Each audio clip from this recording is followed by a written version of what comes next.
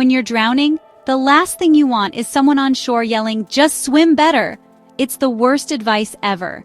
In fact, it's infuriating. And that's exactly what it feels like when you're going through something awful and someone chirps, "Just stay positive." That advice, even if they mean well, is garbage. It completely ignores your pain and acts like the massive storm you're in is no big deal. Here's the truth. You can't just flip a switch and be positive when your world is falling apart. That's not how humans work. Feeling broken, overwhelmed, and completely lost is 100% normal. Acknowledging the pain isn't weakness. It's the first step to getting strong again.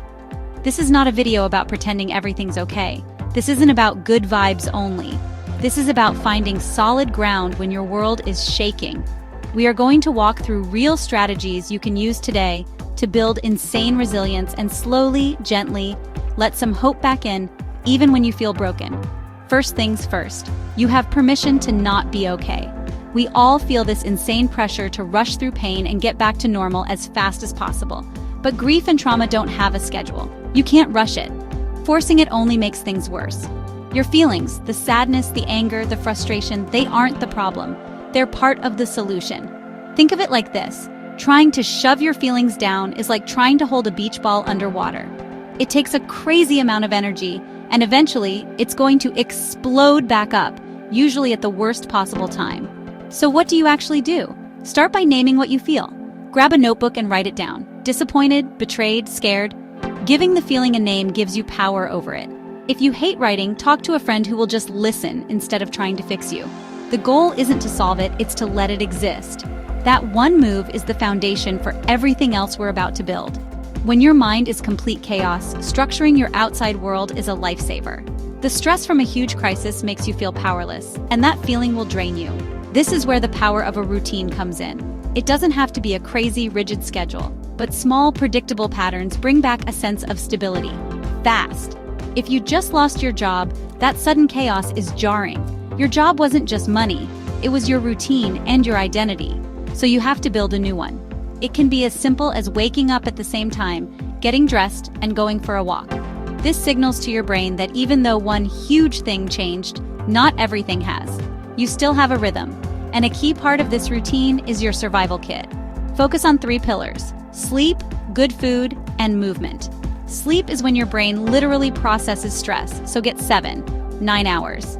Eating well stabilizes your mood, and moving your body, even for a 10-minute walk, releases endorphins.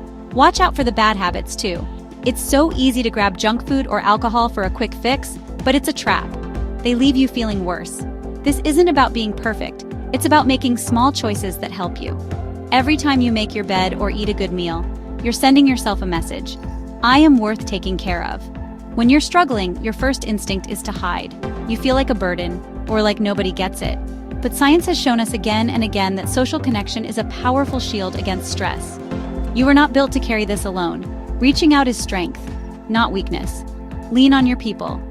A lot of times they won't know what to do, and that's okay. You have to guide them. Tell them exactly what you need. Can you just sit with me? Can you just listen and not give advice? Being specific is a game changer. And if your circle isn't enough, find a support group. Connecting with people who are literally in the same boat as you, a grief group, a job seeker group, is so validating. You instantly realize you're not alone, and you can get cheat codes from people on the same path. Remember, this goes both ways. Sometimes the fastest way out of your own head is to help someone else. I know it sounds crazy when you feel like you have nothing left to give, but small acts of kindness give you a sense of purpose. It could be a simple text to a friend. It reminds you that you still have value, even when you're hurting. When you're in a crisis, your mind is a tornado of negative thoughts that just spiral you down. This is where you hack your brain. These tools won't make the pain disappear, but they will keep it from taking over. One of the easiest and most powerful things you can do is just breathe. When that wave of panic hits, just stop.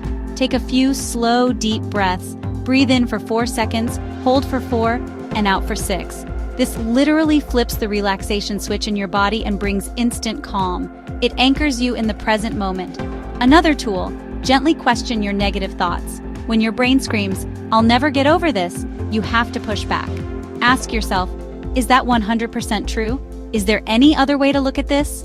This isn't toxic positivity, it's finding balance. Instead of, "I'll never find another job," reframe it to, "This is a massive setback, but I can take small steps to find something new." Also, get outside. Studies show even a few minutes in nature can slash your stress. Just focus on your senses. It pulls you out of your head. These practices create little pockets of peace so you can regroup and gather strength. After a huge loss, it's normal to feel like you've lost your purpose. If your whole identity was your job or your relationship, you can feel completely adrift. This final strategy is about finding a new mission. This isn't about replacing what you lost. It's about discovering what you can build from the rubble. Start by setting tiny, achievable goals. Big goals will paralyze you. Break it down. Instead of find a new job, today's goal is update one part of my resume. Instead of get over my grief, today's goal is call one friend. Celebrating these tiny wins is like leveling up in a video game. It builds momentum, and you have to do things that align with your core values. A hobby, volunteering, learning a new skill. These things give you a purpose outside of your pain. They remind you that you are more than your grief, more than your job loss. You are a whole person who can still grow. Finally, look at your stats. You have a 100% track record of getting through your worst days. Think about other hard times you've survived. You are stronger than you feel right now. Hardship doesn't just break you, it can forge you into someone with incredible strength and compassion. Navigating tough times is a mission, and you don't have to do it alone.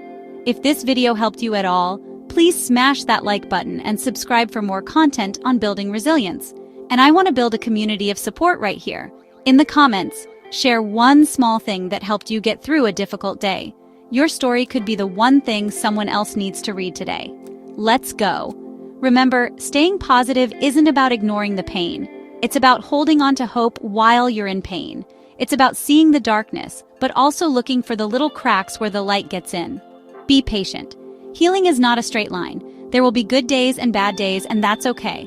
The things we talked about, letting yourself feel, building a routine, connecting, hacking your brain, and finding purpose, they aren't quick fixes. They're tools. They are ways to slowly build a foundation that can hold you up and help you come out of this, not just healed, but stronger and more whole than before. You have it in you to get through this. Take it one day, one breath at a time.